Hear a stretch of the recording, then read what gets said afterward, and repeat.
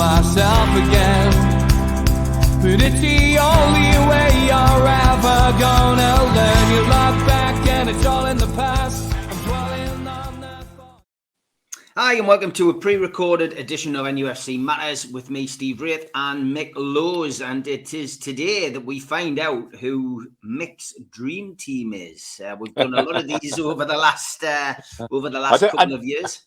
I don't think we should say dream team, because obviously there are one or two others who would be real dream players. This is my player. This is my 11. Yeah, this is something I've eagerly anticipated, I've got to be honest, and it's always good to get your views on Newcastle as it is now, but to hear the players that have made a mark on you, Mick, is interesting. So, as always, we start off with the goalkeeper, and who have you got? Go on. Well, shall we first say that for number one priorities are my time there was from 1991 to 2016. So there are 25 years between 91 and 2016. Okay. The other things I will mention is it has nothing to do with how long the player was at Newcastle United. So you don't have to have played a minimum of 50 games or 100 games. It doesn't matter. If you played 10 games or you played 300 games, you played for Newcastle United when I was there as a commentator.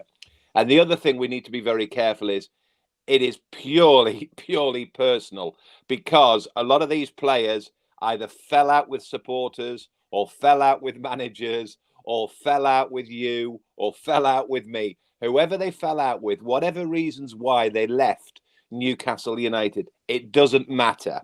They were there at the time they were there when I was a commentator, and I chose these 11 as the best 11 that I saw over the 25 years. So let's just put that into context now, because as we all know, Steve, football's about opinions, and I think the second man on the list, I'll probably have people jumping up and down straight away.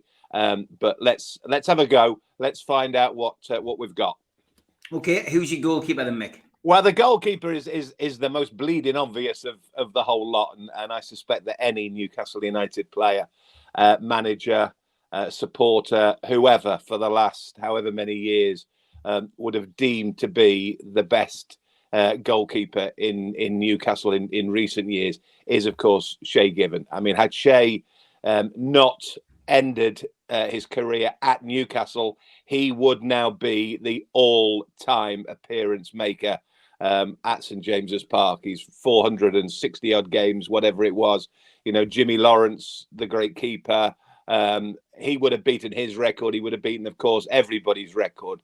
So Shay Given is undoubtedly my number one pick in terms of Newcastle United goalkeeper. Those of worthy mention, I think, of the two who obviously were there most of the time that I was there, were, of course, Stephen Harper and Tim Krul. So Tim and Stevie Harper were and would have been outstanding contenders at any other club and at any other time other than at Newcastle United than Shay, because, you know, Shay was there for such a long time. He was there as a young man. He grew as a young man. He became an outstanding footballer. And the other thing I need to mention about this 11, I know it is predominantly about footballers, but it's also about people, because I'm a big, as you know, I'm a big man for people rather than persons and footballers in terms of their ability as much as their what they are as a human being. And Shay Given, like a lot of this list, is a human being, a very meaningful human being. So he, as I say, he arrived as a young man. Kenny Dalglish, another one. There's a few in this side picked by Kenny, who again a lot of people didn't really enjoy as a manager at Newcastle, but actually made some outstanding signings. And probably of the two or three that he made, this might be the longest standing of the lot. I mean, an outstanding signing. He was at Celtic as a kiddie. Kenny knew him at Celtic, and then, of course, was at Blackburn Rovers. Had a spell at Sunderland as well, but it was at Blackburn that Kenny Dalglish moved him from Ewood Park to Newcastle, and from then on in, he was just an outstanding player. And as I say, a very, very good man about the dressing room, loved the night out, loved the town, loved the Northeast, got married to the Northeast, had one or two incidents, had that terrible injury at West Ham United. I can remember going down to the dressing rooms to get the post-match interviews at Upton Park. That's the old Upton Park. And all I could hear was the screaming, and it was screaming of Shay Given waiting for an ambulance to go and collect him and take him to hospital because he'd ruptured his bowel after a clash with Marlon Harewood, you'll remember, at the tail end of the pitch, tail end of the match. So he had some incidents, Shay Given, but absolutely fantastic person. Still see him now, still gets back to the tune. So without a shadow of a doubt, Shay Given is our number one goalkeeper in this 11. Great stuff. Okay, at the top of the programme, you mentioned there may be a few people having their arms in the air with your right back selection. I've got to be honest, I raised my eyebrow. So go on, put the public out of their misery. Okay. The right back, because I think I mentioned in our last podcast, of the entire 11, the two hardest characters to find have been the two fullbacks, because fullbacks in many ways are a bit the unlimited, the unsung heroes in many ways. They just tuck away at right back, they get away steady. They do it at left back, they do the same job. So at right back, we've had some really good. I mean, the two most notable players in my day, back in the day, originally, was Warren Barton, of course, and Stevie Watson. And Stephen was a bit of this, a bit of that, a bit of the other, but he played right back, centre back, played centre forward that time at Anfield, of course. But Bugsy, Bugsy Warren Barton was very much a right back and was a fine player. And there were others as well, plenty of them. But the guy who I really liked and really impressed, he was only there for barely 2 years, and it was late on to my career, was a Dutch international by the name of Daryl Yanmat. And Daryl Yanmat was signed from Feyenoord by Alan Pardew. He was a real strong fullback. Got forward, got back, defended. At the time, as I say, he was a top Dutch international. I think his first season, he was the Newcastle United Supporters Trust Player of the Year. He was the Northeast Football Writers Player of the Year. So the first season was going swimmingly for Daryl Yanmat. But a bit like one or two other players in this 11, and with life politically at Newcastle United, it suddenly got a bit pear-shaped in the second half. The second half, the 2015-2016, was the relegation season. And he fell out with one or two people. He fell out with supporters. He fell out with other players. There was a famous incident at Southampton. And yet, the final game of his tenure, and it was, as I say, only 2 years, was that final game of the season against Tottenham Hotspur when Newcastle, even though they were getting relegated, won 5-1. And he not only added an assist, he also added a goal as well. He only scored 3 times in 2 years, but he got a goal on his final season, and then he moved elsewhere to Watford. Never, ever really got to the same level that he was at Newcastle United. But as I say, I just really liked him. And again, as a human being, interviewing him, talking about him. If you talk to the Northeast Football writers about the night that he turned up at the hotel in Durham, and how pleased and how proud he was to be footballer or journalist player of the year for the Northeast. He just loved the Northeast. But as I say, it went a little bit wrong. It went a little bit of awry. But Daryl Yanmat would be my right back there. Okay, let's look at the centre half positions. We've got 2 of those to choose from. We've found a lot of people who've done Dream Team on here have picked similar pairings. Yes. What about you? Give us your first centre half. My first one is one of these where a lot of people argue that maybe you should You should never approach or never fit and pick players who didn't play enough games at the football club. I mean, Tony Green was the famous case, and there've been one or two others as well. And this lad just didn't play enough football. He was injured when he first started, signed by Bobby Robson, and he was injured at the death as well before he was eventually signed by Real Madrid. But I think if you talk about other footballers, never mind me, never mind supporters, never mind journalists, never mind managers, it was Sir Bobby who signed him. I think every one of them will tell you that this guy was quality. So Jonathan Woodgate is my one of my two centre backs for Newcastle United, signed, of course, by Leeds. That really good Leeds side, the young emerging Leeds side, which was threatening all sorts of things. That sort of got broken up, and as a result, it got broken up. One or two players left elsewhere, and so Bobby managed to persuade him to come across 9 million. So at the time, we were paying quite a lot of money for him, but we got our money back on him, obviously, from Real Madrid. But he just didn't play enough money by anything like him. Never scored a goal. I mean, he was never a great goal scorer anyway, would he? But he just didn't play enough money. And I always remember as well the famous story and the almost the irony and the and it sort of sums up Jonathan Woodgate and how much he was a loss to Newcastle. Was his finest performance for me was in the UEFA Cup game against Olympique Marseille with Drogba. We get the 0-0 against Marseille at St James's, and Woodgate was brilliant against Drogba, and Shearer had already penciled in, let's get Drogba in as my replacement as centre forward. This is how good this lad, Drogba is. The shame was that the second leg in the south of France, he was injured again, Jonathan Woodgate. So we missed the second leg. We lost against Marseille, of course, and we went out in Europe against Marseille. Drogba, in turn, ended up at Chelsea as well. We missed out on potentially Drogba signing as a replacement to Shearer. And then again, about a month later, Woodgate went to Real Madrid. So it was a crying shame, but an absolutely fabulous player.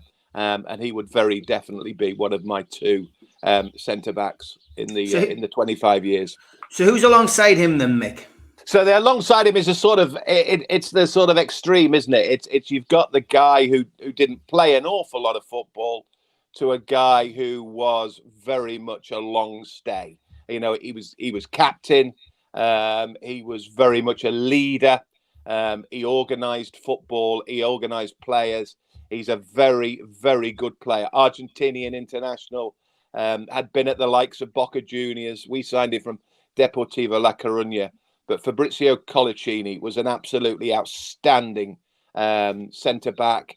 As I say, it was as much about his captaincy and just the way that he organised the football team. Obviously had a very a very good relationship with Jonas Gutierrez, and the two Argentinians together were thick as thieves. But even then, he would find time to sort everybody out at the club. So Colo was very much, but again, he was another one who sort of went in and out and fell a little bit from. And don't forget that a lot of these players will be of Mike Ashley and Mike Ashley's era, when a lot of players were getting, uncomfortable about what was being done behind the scenes, what was doing in terms of contracts, etc. So Colo, towards the end got very messy. 1 minute he wanted to leave, then he didn't want to leave. His father was involved at the football club. But in terms of a footballer, and what a pairing that is as well, right side and left side, Jonathan Woodgate and Fabrizio Colaccini, great pairing of centre-backs for Newcastle. Yeah, no doubt about that. Is there a captain amongst those two or not? Is there a captain amongst those two? You didn't ask me that. It's a very good question. Looking down at my team, no. The The captain is yet to come. The captain will be somebody else who has to be the captain. and you try telling him he's not the captain. By the way, I love it. Okay, so your right back was a bit controversial. Yeah. Is your left back controversial? The left back, I think, is less controversial. And funnily enough, you generally find, as you know, and we all know with footballers, you tend to get left-sided players than you do right-sided players. You know, they're like gold dust left-sided footballers, whether they be midfielders, whether they be strikers, whether they be centre-backs, even whether they be a goalkeeper who can kick the ball off on his left. Not too many kick the ball well on their left. So having said that, I had to sort of really have a big decision on right back. Left back was harder in some ways, but better in others, because there were some really good left backs in there. Didier Domi was a really, really good player. Oh, by the way, I should mention Habib Bey. Habib Bey was close to me at right back. But at left back, we've got the David Santon. Alessandro Pistoni was a very good player as well. Pistoni, the Italian. Olivier Bernard, of course.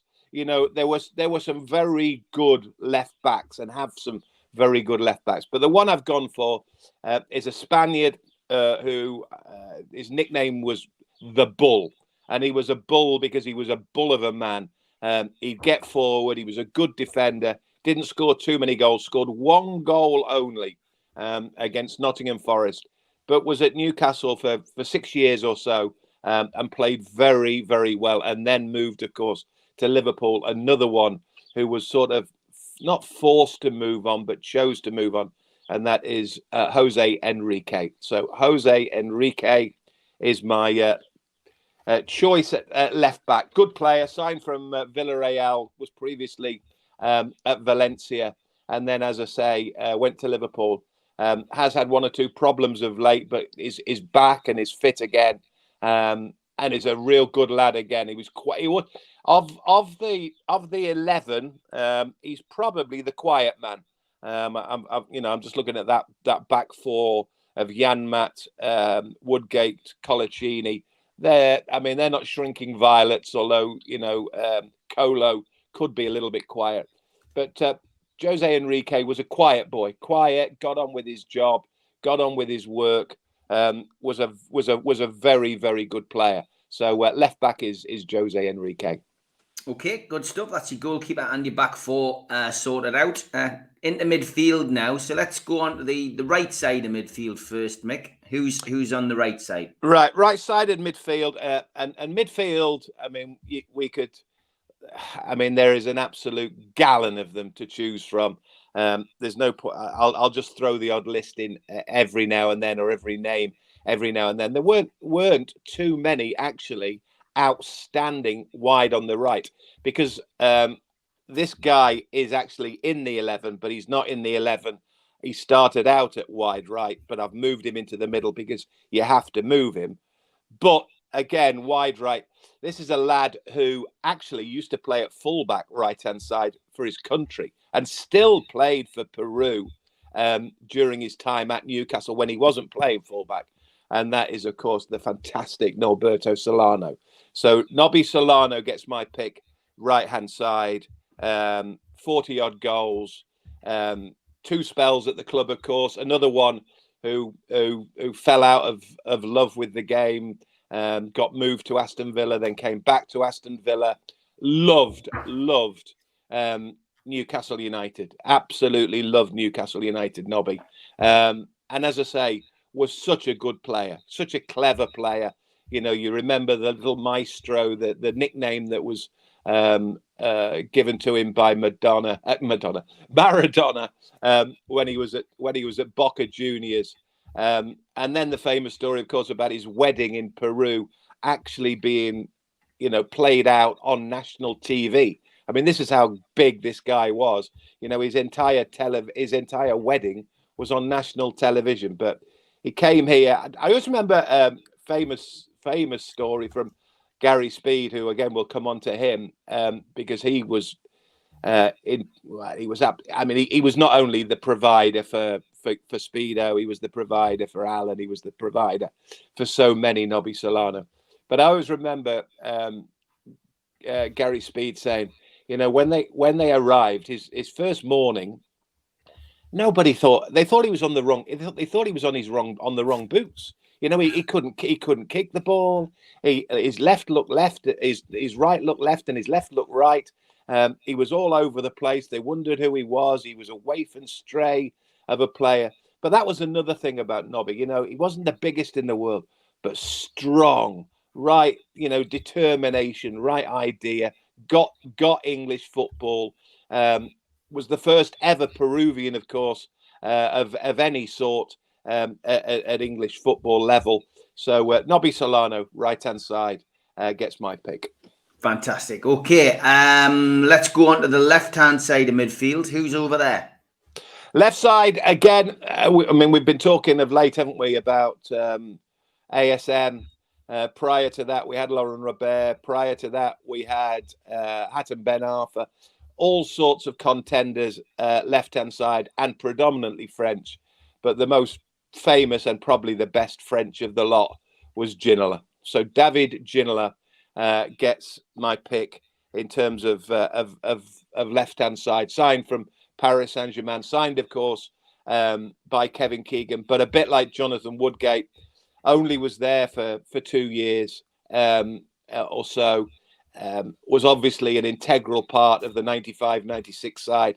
And like one or two others in that side, you know, his heart was broken by the fact that Newcastle didn't win that championship. There was, of course, talk at the time that Bobby Robson wanted to sign him at Barcelona. He wasn't allowed to go, or he didn't go to Barcelona.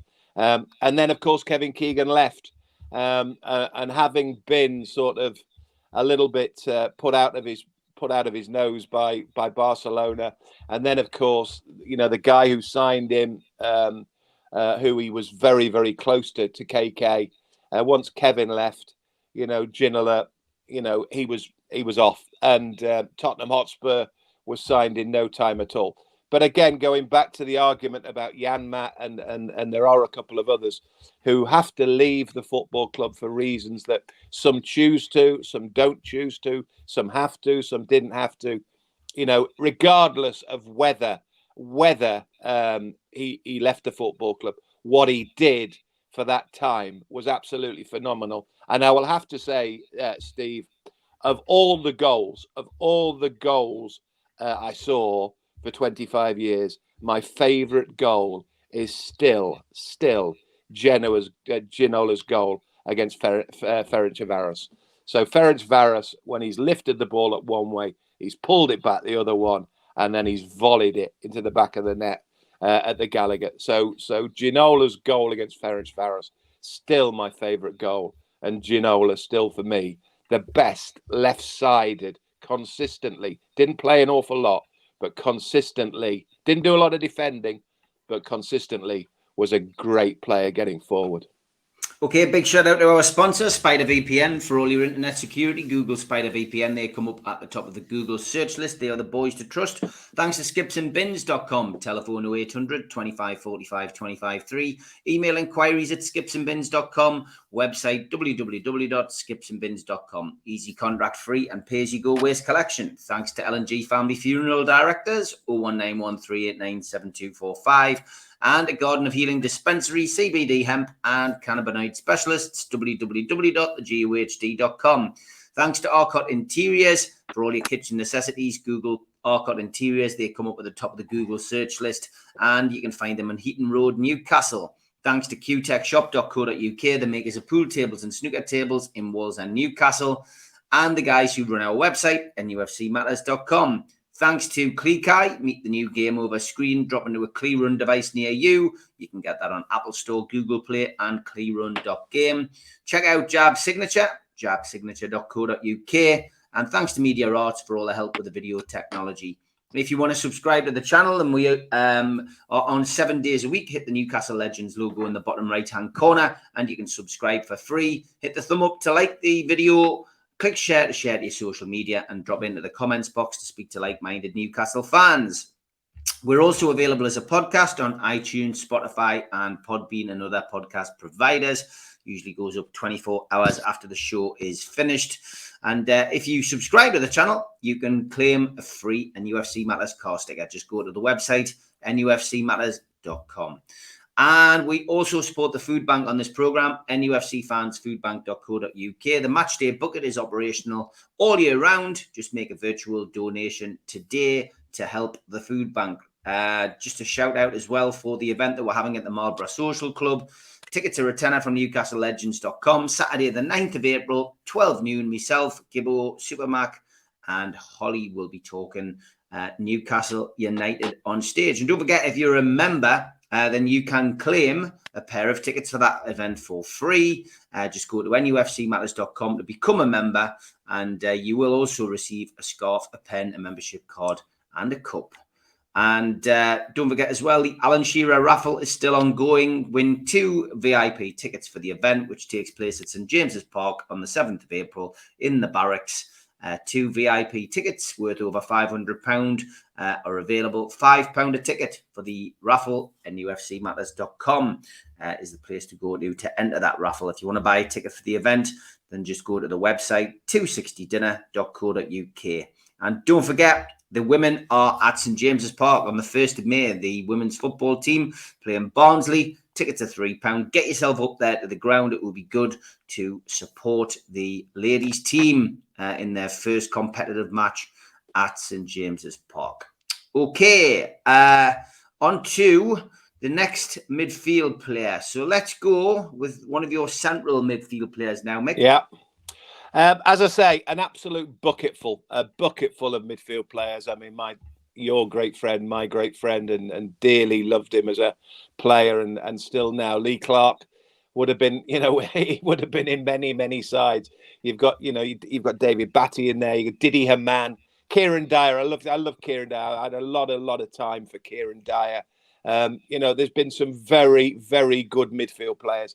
But it's really tough to find these two, because these two are just outstanding footballers, but outstanding people as well. And the service that they gave and everything they did about Newcastle United just speaks quality. One's right side, one's left side. The right-sided one was signed in 1992 for £700,000 because, of course, he was told that Newcastle is closer to Middlesbrough after he'd had a long spell already at Charlton Athletic. But Robbie Lee, for me, pound for pound, without no doubt whatsoever, for me, the best signing that Newcastle United ever made for me, and probably, I would argue, have ever made. For what he did, I mean, he's ended up playing, close to 400 appearances. He's scored over 50 games. He's done everything. He's played wide on the right. He's then played in the middle. He can score goals. He puts the corner in for Shearer for our only real Wembley moment for the semi-final against Chelsea. But Robert Lee is just an absolute he's an absolute diamond for Newcastle United. He still is absolutely revered at the football ground. As I say, plenty of goals. Most famous ones, remember the hat trick against Antwerp. My famous one is one he stuck in the top corner from about 30 yards, and of all places, Coventry City. Absolutely picked it up from about halfway, walked, strolled, as he liked to do a bit, about 10 or 15 yards, and then just unleashed this thing in the top corner. But what a player. And as I say, great pals with Alan Shearer, of course, got about everybody, knew about everybody, liked about everybody, ran the football club. Again, a quiet man in many ways, going back to Enrique and Colo. He wasn't a particularly demonstrative person, but what a player. What a player Robert Lee is. I mean, it went on, of course, to play for England. Kevin Keegan was a godsend for him. 1 minute you're playing at Charlton Athletic, the next minute you don't really know where Newcastle is, but he's brave enough to say to his family, right, we'll go to Newcastle. There's something might be happening here. What a career he had. And Robert Lee, absolutely outstanding. Absolutely no doubts whatsoever about putting him in. He's one of your top three, isn't he? Top four. If anybody picks your all-time Newcastle 11, you have to put that fella in. Yeah. Again, he's in many teams that other people have picked on this particular show. So who's alongside him? Who makes up that midfield quartet? Well, again, alongside him, because again, same person, same human being, same everything. They were mates together, they were golfers together, and Gary Speed, and again left-sided as well. So you've got Robert Lee right side, you've got Gary Speed left side, and I'm talking about memories of 25 years. Without any doubt whatsoever, the saddest day of my time at Newcastle was the day that Gary Speed lost us, because that was beyond belief. But what he did for Newcastle United, how much he loved Newcastle United, signed from Everton, who were his boyhood team, of course, having already been at Leeds United, where he'd won a championship with Howard Wilkinson. But decided that he wanted to go to Newcastle. Absolutely loved Newcastle United. But again, I made two little memories of Speedo. I remember late on in his career, I did a Desert Island Disc with him at the BBC. We sat up one summer afternoon because there was nothing happening. We wanted to fill bits and bobs about football for people to listen to during the summer, and it was towards the tail end of his time, and he was I wouldn't say he was annoyed, but he was getting frustrated. Nobby, who was his big pal, had to leave the football club, but then subsequently came back, and I think he knew he was going to have to leave, and it was again breaking his heart to leave Newcastle United. But doing this afternoon with Desert Island Discs, and he was playing the Kinks, and he was playing the Jam, and he was playing a bit of Jimi Hendrix because he liked to play his guitar. And I've still got it, and I listen to it every now and then. And it's a fabulous hour just talking about his life, and how just how rounded he is, and what a person he is. Gary Speed, absolutely fantastic, absolutely. Amazing human being, and so sadly lost to us. So yeah, but he'll play left side alongside Robert Lee. Okay, great stuff. So only the front two to go. Who's first? Who's first up top? Which two of these is going to fight over it? Which is the surprise state? Which is the surprise news? There is no surprise news because they are geniuses, absolute geniuses, without a shadow of a doubt. Did manage to play a little bit together, but funnily enough, when we met and we did the afternoon with one of them not long ago, he talked about how much he dearly would have loved to have played a lot more, and I think Alan would have tried likewise. But I'll not even do them singly. I'll do them together. Alan Shearer and Peter Beardsley. Alan Shearer and Peter Beardsley are my pairing. Shearer, without. I mean, it's almost beyond words. It's almost pointless of me saying anything about Alan Shearer. You heard me just gently, accidentally say Bobby there. I'll tell you why I said Bobby, because amongst all the other things and all the stories and all the times we spent together, I was really honoured to be asked for. They put three of the media into a few words about Alan's testimonial brochure. Do you know?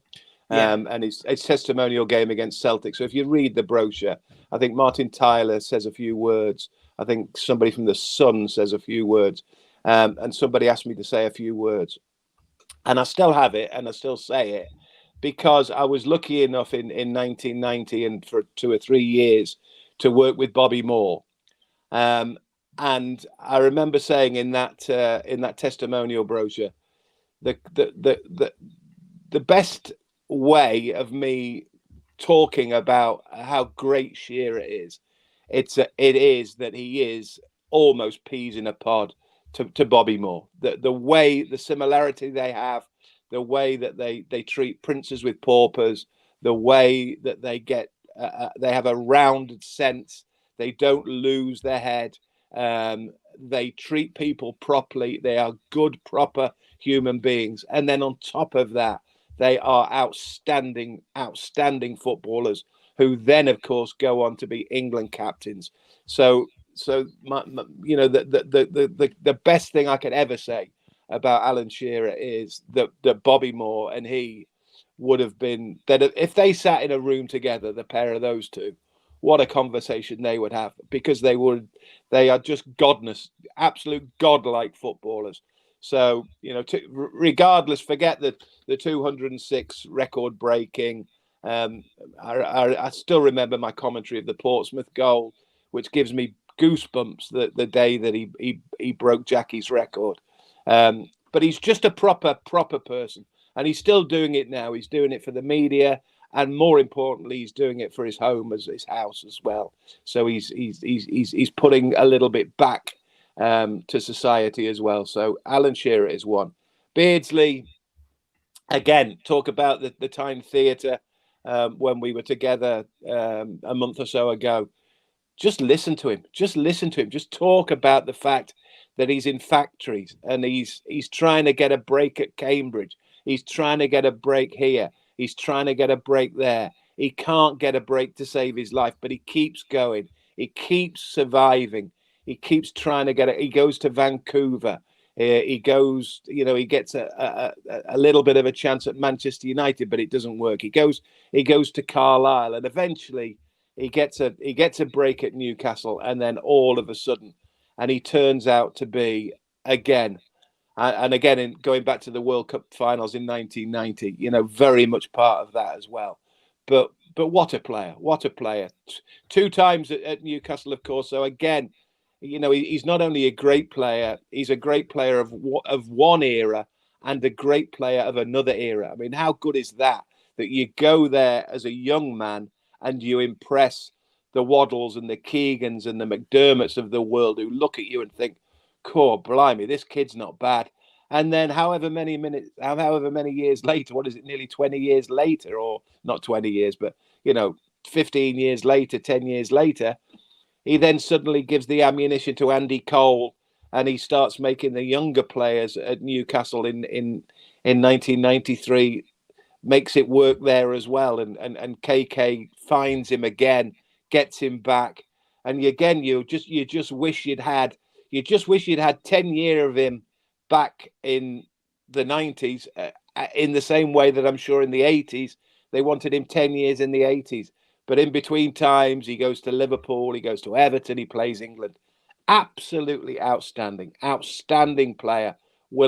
And interestingly, the one thing I would say is, in all my time at Newcastle, he was the only one who split Shearer. If you met the lads, who's your player? Big Al. You'd always get one or two. Pedro was the better. And it's a great discussion and a great talking point. And honestly, if you are close to Shearer, and if you're an intelligent fan, as Newcastle United fans are intelligent, if they have got an argument that says Peter Beardsley is the all-time great, he's the GOAT, not Alan Shearer, then you have to listen to them. He's been an absolute star of a player. So Shearer and Beardsley, what a pair.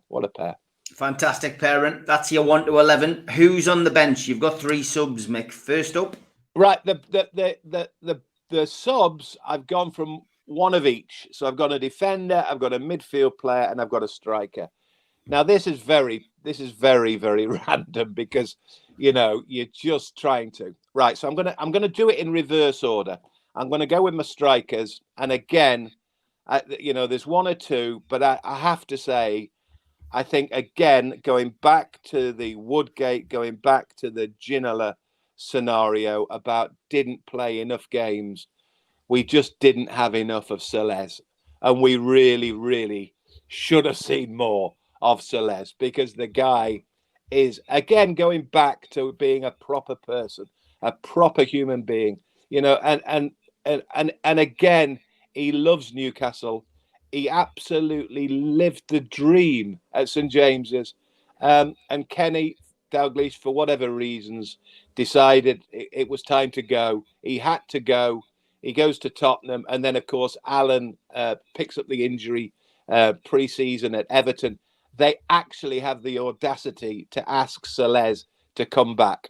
This is a measure of Les Ferdinand that he turns around and he says, no, I'm sorry. I have given my word to Tottenham Hotspur. As much as he loves Newcastle United, he is a man of his word. So he has to go to Tottenham, even though by this time Shearer is injured and Newcastle are a bit in the stick in terms of an absence of a centre forward. But that season he had, Sir Les, and then of course the 95-96 season, again, he's an integral part and will always, I'm sure he'll always regret, like they all did, that they just couldn't get over the line. But so Les Ferdinand is very definitely my sub striker. The sub midfield player, again, is an awful lot. There are an awful lot of options, left, right, and centre. But I'll go back in much the same way as Daryl Yanmat. I've gone for the foreign contingent because obviously over the years it's got an increasingly market that involves players from abroad.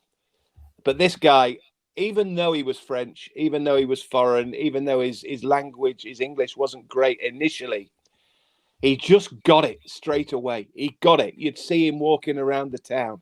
You'd see him mixing with people. Yohan Cabaye was an outstanding footballer. I think I've already mentioned in recent weeks about Bruno Guimaraes, and that Bruno Guimaraes might be the latest since Cabaye, because Cabaye for me was the last outstanding midfield player that we had. Obviously, prior to that, we had Speedo and we had, Rob Lee. But Cabaye really ran the show, scored that incredible, I would say it wasn't even an incredible goal. It was just a very telling goal against Manchester United at Old Trafford when Alan Pardew wins the game 1-0 and we win at Old Trafford for the first time since 1743 or whatever it was. Barraclough and Tudor in 72, was it? Anyway, we've gone the best part of 40 years. And Cabaye wins the goal. But it's not about the goal. It's not about the number of goals he scored. It's not even about the number of appearances that he made for Newcastle. But Yohan Cabaye was just a top player. And he would be on my bench as the midfield player. The final one is somebody who could be a midfield player, but could be a defender, could be a right back, could be a left back, could be a centre back. Did a man-to-man job in the Olympic Stadium in Rome, and is, when I say that Rob Lee for me is my pound for pound best ever signing in all my time there. My favourite player, pound for pound, in terms of what he's done for the football club, what he's worked for the football club, never ever been sent off, played something like the best part of 300 and odd games. Never, ever let you down. Never let you down. Proper player as well. International footballer. I would always, even if you'd said to me there are 7 in there, and we had to pick it in any particular order, I would find Aaron Hughes a place in the bench. I almost put him in at right back. That's how highly I think of him as a footballer, as a person.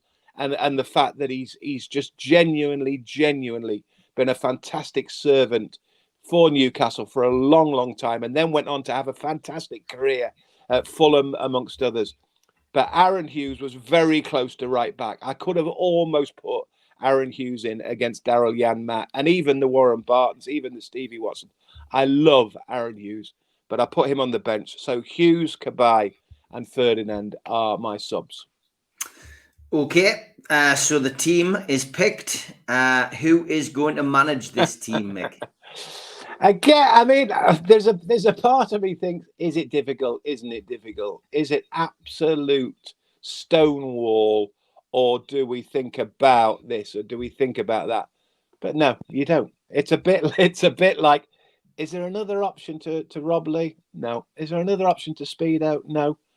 Does Shearer and Beardsley always play? Of course they always play. Does Ginola always play? I think he probably does. Does Nobby play? Of course Nobby has to play. Does the manager have to be Keegan? Of course the manager has to be Keegan. The guy is just, I mean, again, going back to the words about Bobby Moore and Alan Shearer, the thing about Keegan is my favourite statement and my favourite saying about Kevin Keegan is, on that night, on that morning at the breweries, back in the day in 1992, and I always obsess with this. He changed my life. I think he changed your life. I think he changed every Newcastle United fan's lives. Honestly, I do. He changed my life, Steve. He did. I decided to come to Newcastle to take a job. A bit of a gamble. I was number 2 at London. I wanted to be number 1. I wanted to be the gaffer. I wanted to be the boss. But, you know, Newcastle wasn't great. Sunderland wasn't great. The North East wasn't great. This fella changed my life. And, and Newcastle fans weren't enjoying their football particularly. Nothing was happening. Within 3 years, look what he'd done. Look what he'd done. Guy was a genius. The Pied Piper, used all the phrases, used all the cliches, but he changed my life. He changed your life. He changed everybody's lives. And he should never, ever be forgotten. Yes, going back to to some of those players who had to leave, who chose to leave, who did this or did that, and maybe could have stayed, could have been around longer, whatever. Whatever he chooses to do in life, he can choose happily for me to do whatever he wants to do. The guy is an absolute godsend and was a godsend. So my manager, without a shadow of a doubt, is Kevin Keegan. So Newcastle United 11 today from Mick Lowes was Shea Given in goal, Daryl Yanmat at right back, Jose Enrique at left back, centre half pairing of Jonathan Woodgate, Fabrizio Colaccini, right side of midfield Nobby Solano, left side of midfield David Ginola, in the middle Rob Lee and Gary Speed, and up top the legends Alan Shearer and Peter Beardsley, and on the bench Aaron Hughes, Johan Cabaye and Sir Les Ferdinand, all managed by Kevin Keegan. Mick Lowes, absolute pleasure to do that with you, mate. And thanks very much. Thanks very much for giving up your time. Look forward to seeing you soon. Take care, mate. Cheers, old son. Thank you. Bye-bye.